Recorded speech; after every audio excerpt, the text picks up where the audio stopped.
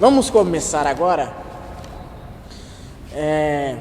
O título é João Batista.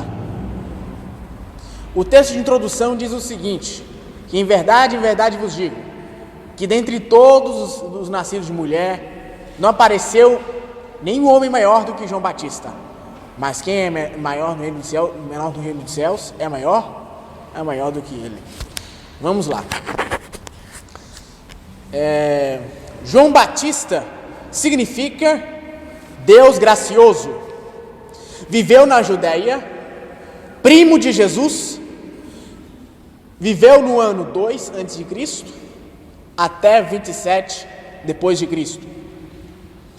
Foi o pregador judeu. Segundo a narração do Evangelho de Lucas, era filho do sacerdote Zacarias e Isabel, prima de Maria, mãe de Jesus. Foi profeta e precursor do Messias. Batizou muitos judeus, incluindo Jesus, no Rio Jordão. Introduziu o batismo entre os gentios nos rituais de conversão,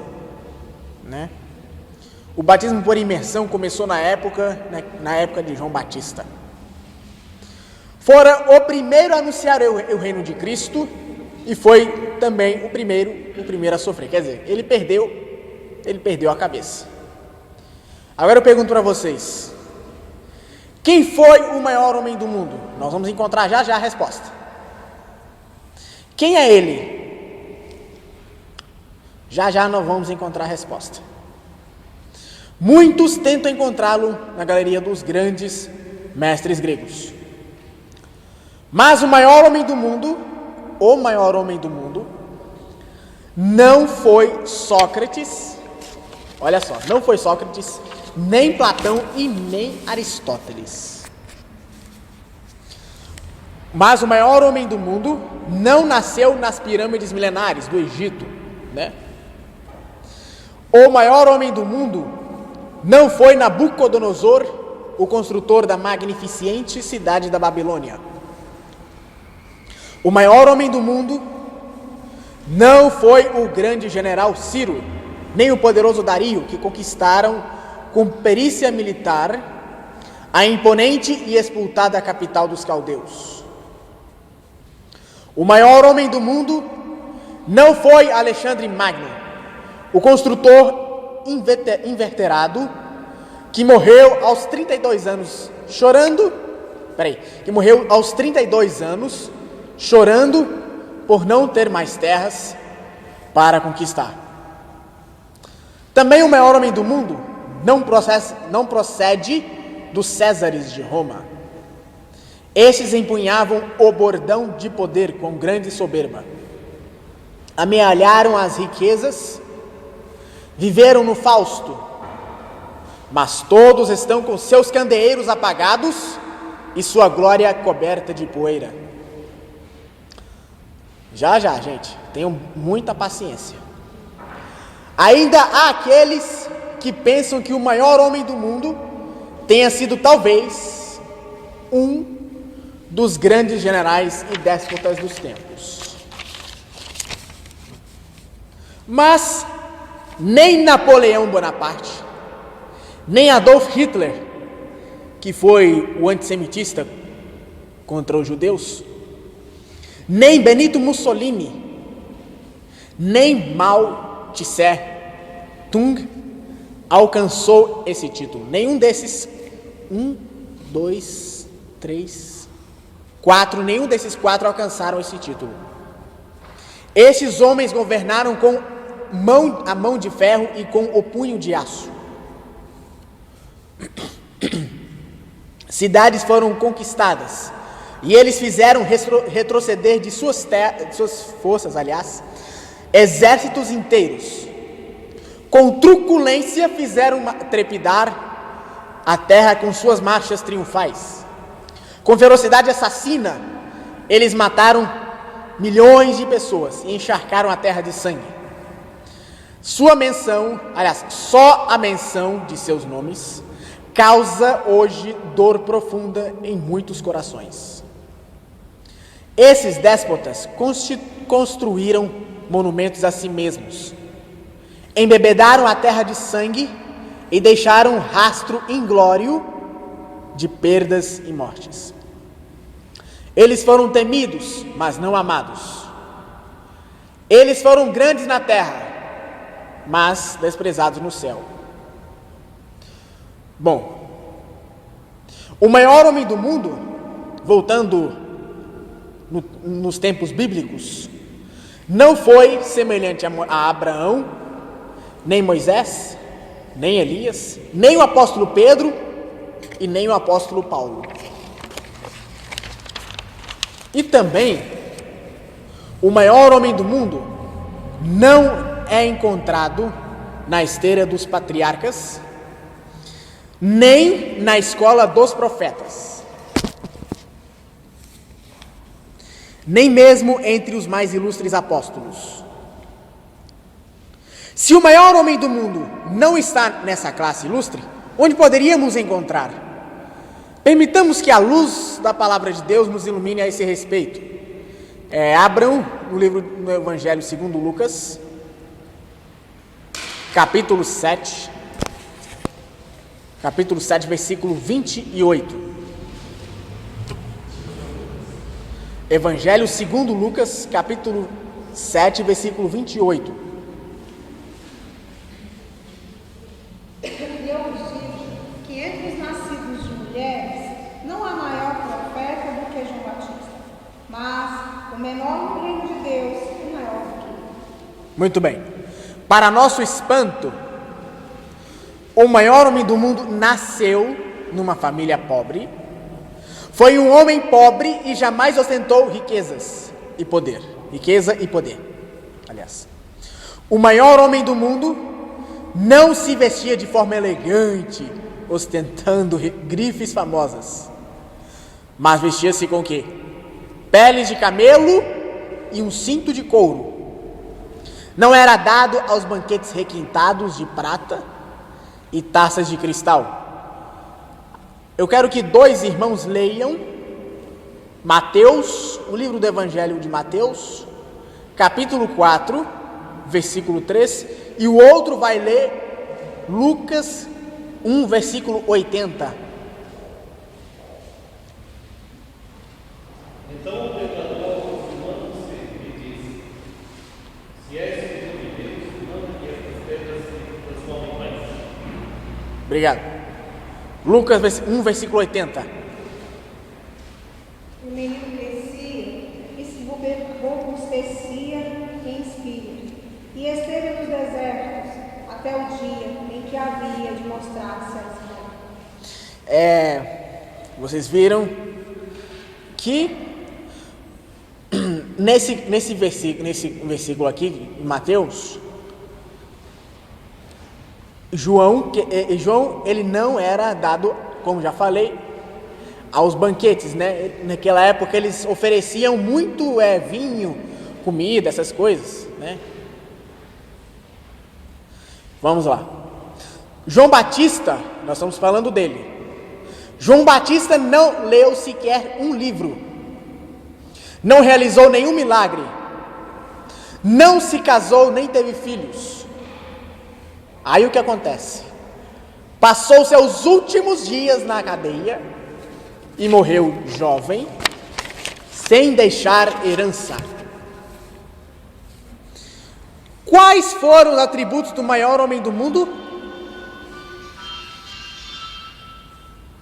Resposta: em primeiro lugar, o homem, que no caso é João Batista, foi com uma missão. E a missão era o quê? Pregar o arrependimento para a remissão de pecados, como descrito em Lucas capítulo 3, né? E batizar. Essa era a missão de João Batista. João Batista não era um eco, ele era uma voz, a voz do deserto, segundo diz o livro Desejado de Todas as Nações, no 10º capítulo, que fala sobre a voz do deserto. Ele não apenas proferia a verdade, mas também era boca de Deus. Não apenas pregava com eloquência humana, mas com o poder divino. Sua vida era irrepreensível, suas palavras irrepreensíveis e suas obras irrefutáveis. Não basta falar aos homens da parte de Deus. Preciso falar com Deus acerca desses homens. Preciso conhecer a intimidade com Deus. Sua missão, como eu já falei, era pregar o quê? O Evangelho. Ele era um membro da igreja que sentia isso aqui, ó. Responsabilidade no ombro, né? Ele sentia a responsabilidade de pregar o Evangelho. Ele não ficava esperando alguém mandá-lo fazer. João, faz isso, faz aquilo. Não. O que ele faz? O que acontecia? Ele ia. Porque, meu amigo, fazer a obra de Deus, presta bem atenção. Fazer a obra de Deus estava no seu íntimo. Ele não era um membro desanimado. João Batista era jovem e adulto, como nós, mas nunca recuou de seus deveres como membro da igreja, né? Acerca de João Batista, vamos ver o que diz o Espírito Profecia, vamos ver o que diz a profetisa Ellen White no seu livro Serviço Cristão, página 68. Diz assim: os pastores podem pregar sermões aprazíveis e convincentes e fazer muito esforço para edificar a igreja e fazê-la prosperar. Mas, a menos que seus membros façam individualmente sua parte como servo de Jesus Cristo, quer dizer, a menos que seus membros façam o trabalho missionário individualmente, o que vai acontecer? A igreja estará sempre em trevas e sem forças, né? Muitas vezes você me pergunta, Marcos, a igreja está sem amor, está assim assado, né? Mas por quê? Por causa da falta de trabalho missionário, está entendendo? João Batista entendia que a salvação dependia de seus esforços individuais. Como diz o velho ditado, a salvação é o quê? Individual.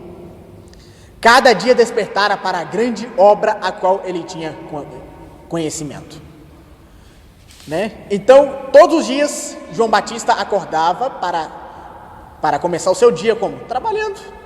Trabalhando para Deus. Agora, o que diz a profetisa Ellen White a esse respeito? No mesmo livro, página 96, diz o seguinte: devem os cristãos despertarem e assumir os seus deveres negligenciados, pois a salvação de sua própria alma depende de seus esforços individuais, né? Os cristãos,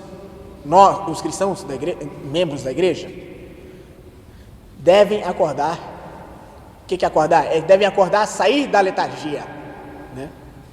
João Batista é um exemplo, olha só. João Batista é um exemplo contra os ociosos. Os ociosos, que vivem de braços cruzados, desanimando os outros e esperando que alguém mande fazer alguma coisa, né?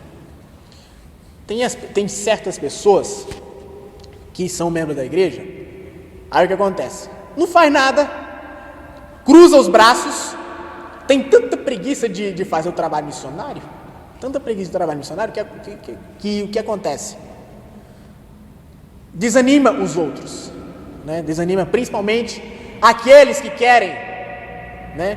Igual na escola você vai para onde? Para aprender, né? E aqueles que gostam da bagunça estão atrapalhando aqueles que querem se esforçar, que querem passar de ano, querem passar com notas boas. É assim na igreja. Nós viemos para aprender. Enquanto que certas pessoas vêm para quê? Para criticar, para falar assim: ah, não, ninguém faz nada para mim, ninguém coloca a toalha da igreja, eu tenho que cobrar do pastor e tal, não sei o que, meu amigo. Por que tu não faz alguma coisa? É ou não é a verdade? No mesmo livro, página 100, do Serviço Cristão, diz o seguinte: olha só o que diz a serva do Senhor: trabalhe cada um para Deus e pelas almas. Nós temos que trabalhar para Deus enquanto é dia, meu irmão. Mostre cada um a sabedoria, e não seja encontrado nunca em ociosidade, esperando que alguém o ponha a trabalhar, ou o que mande vir à igreja. Quer dizer, fulano, vem para a igreja, fulano vai fazer o trabalho missionário. Gente, isso é chato, totalmente chato. E eu acho isso completamente ridículo. Por exemplo, eu mandar alguém fazer alguma coisa e não fazer. Eu acho isso ridículo. O alguém que vos poderia fazer isto, o que acontece? Está demasiado assoberbado de responsabilidade e perde seu tempo esperando sua direção. Então, quer dizer, a pessoa está perdendo tempo de ficar mandando fulano, beltrano, ciclano, para onde? Para a igreja, para fazer o trabalho missionário, para distribuir folheto. Agora eu pergunto, existe alguém triste aqui? Existe alguém que vive uma vida de lamentações, quer dizer, vou voltar à pergunta. Existe alguém que vive uma vida de lamentações na presença de Deus? Se existe, há um conselho do Espírito de Profecia que diz o seguinte: que os tristes que andam lamentosamente na presença do Senhor se levantem e ajudem alguém necessitado, né? Ajudem alguém que necessita de auxílio, meu irmão. Para de ficar reclamando, pare de chorar, pare de falar, gente, ninguém está fazendo nada, o que eu faço? Gente, para de reclamar, vai fazer alguma coisa, vai caçar o que fazer, vai trabalhar, vai fazer seu trabalho missionário. Quantas pessoas ao seu redor precisam do seu auxílio? Por exemplo, vai de metrô, leva o seu folheto. Quantos passageiros, usuários do metrô precisam do seu auxílio, meu irmão? Né? Caros ouvintes, infelizmente, são aqueles que não se acham empenhados nessa obra desinteressada. São aqueles que se acham numa condição enferma e chegam a esgotar-se com lutas, dúvidas, murmurações, pecados e arrependimentos. É como eu falei, tem gente que vive reclamando, dizendo que a igreja está sem amor, que a igreja está assim, que a igreja está assim assado. Meu irmão, vai para São Paulo, principalmente para Arthur Alvim e Vila Matilde, e assiste aos sábados e domingos, vê o tanto de gente que a igreja fica lotada. Por causa de quê? Por causa do ânimo. Os jovens principalmente são completamente animados. Falo isso porque eu assisti várias vezes o site de Arthur Alvim, na época que meu pai estava doente, na época que meu pai sofreu de nervo ciático. Minha mãe sabe disso muito bem. Até perderem a consciência da verdadeira religião. Reconhece que não pode volver ao mundo, e assim penduram-se às extremidades de Sião. Aí o que acontece? As pessoas que têm o espírito de farisaísmo, como eu já falei não sei quantas vezes, até perdi as contas, têm ciúmes mesquinhos, invejas, decepções e remorsos. Estão cheios de espírito de crítica e alimentam-se das faltas e erros de seus irmãos.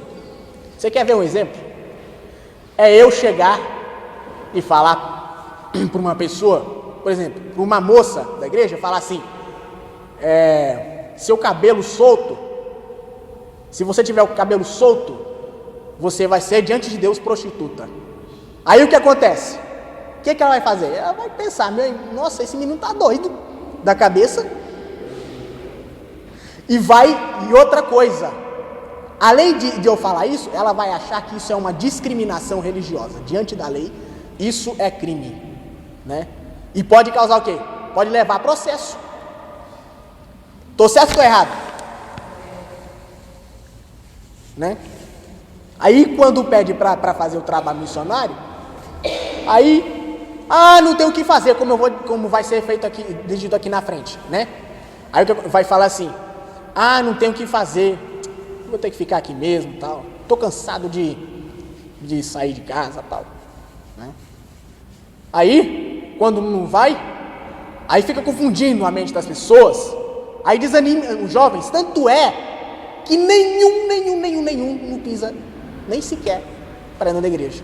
Por quê? Por causa do desânimo, né? E o diabo, meu irmão, o diabo, ele gosta de alguém que desanima, ele gosta do desânimo, ele gosta desse espírito de farisaísmo que existiu na época de Cristo, né? E esse espírito, meu irmão, tem que ser repelido, repreendido em nome de Jesus, né?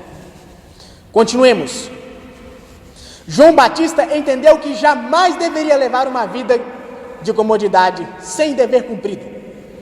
Preferiu perder a sua cabeça do que deixar de fazer a obra do seu mestre. Não havia na sua agenda a seguinte frase: não tenho nada que fazer. É isso que muita gente diz. Não tem nada que fazer. Aí quando não tem nada que fazer, fica acomodado, de braço cruzado, fazendo o que eu acabei de falar acima. Essa postura do nosso querido irmão e precursor de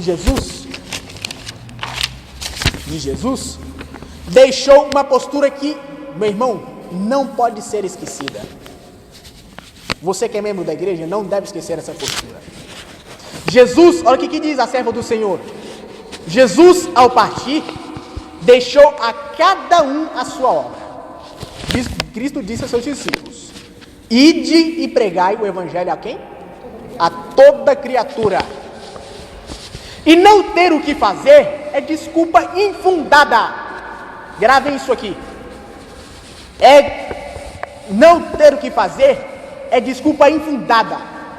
E não ter o que fazer é a razão de dificuldades entre irmãos. Por isso que muita gente vive em dificuldade. Por quê? Por quê? Por causa do desânimo. Aí chega às vezes chega a entrar onde? Na depressão. E não tem nem o que, não sabe nem mais o que fazer. E chega até a desistir da igreja. Agora eu pergunto para vocês: que é que Satanás, o inimigo de Deus, vai fazer com essas pessoas que vivem de braço cruzado, que se dizem membros da igreja, mas não trabalham missionário? Olha só a resposta. A resposta aqui, ó. Pois Satanás encherá a mente dos ociosos com seus próprios planos e pô-los a trabalhar. Como é que ele vai pôr para trabalhar? Através de quê? Através do espírito da crítica, o espírito de desânimo, que mais? Dúvida, isso, parabéns, irmã. Que mais? De lamentação, né? No entanto, para finalizar, João Batista iniciou a sua missão e a terminou. A sua grande preocupação sempre foi preparar os corações dos ouvintes para receber Jesus em seu coração. E é isso que nós temos que fazer. Todo mundo tem que fazer, até os jovens podem fazer isso. Entendeu? A missão de João Batista também é a nossa nos últimos dias. Seja com a criança, seja o jovem, os adultos mais experientes na nossa jornada, essas pessoas devem aguardar e permitir que o leão da tribo de Judá, olha só, que o leão da tribo de Judá destrua o orgulho, a ociosidade, a inveja, o ciúme, nos corações das almas escravizadas pelo opressor. Então que nessa noite você saia daqui e diga assim, a seguinte frase que eu vou falar: a partir de agora eu vou ajudar o meu próximo. A partir de agora eu vou distribuir folheto no metrô, nos trens da Alstom, da Mafesa, quer seja em qualquer lugar daqui de Brasília. Pode ter certeza que no coletivo também, né? Se você for a trabalho, se você for a serviço, pode ter certeza, leva o seu folheto e dê para alguém. Não importa se se a pessoa está do seu lado, ou está ouvindo alguma coisa no celular, no fone de ouvido, não importa. Esquece. Dá o seu folheto e fala assim: meu amigo, esse é o presente que eu estou te dando para você da palavra de Deus. Leve isso para sua casa e você dê para sua família. Então que Deus nos abençoe, nos ajude e nos capacite para sairmos da letargia para sair da comodidade e que os irmãos saiam nessa noite, saiam daqui com essa mensagem gravada nos vossos corações e que assim possam passar para outros que não conhecem a Deus. Esse é o meu desejo, a minha oração para mim todos. Amém?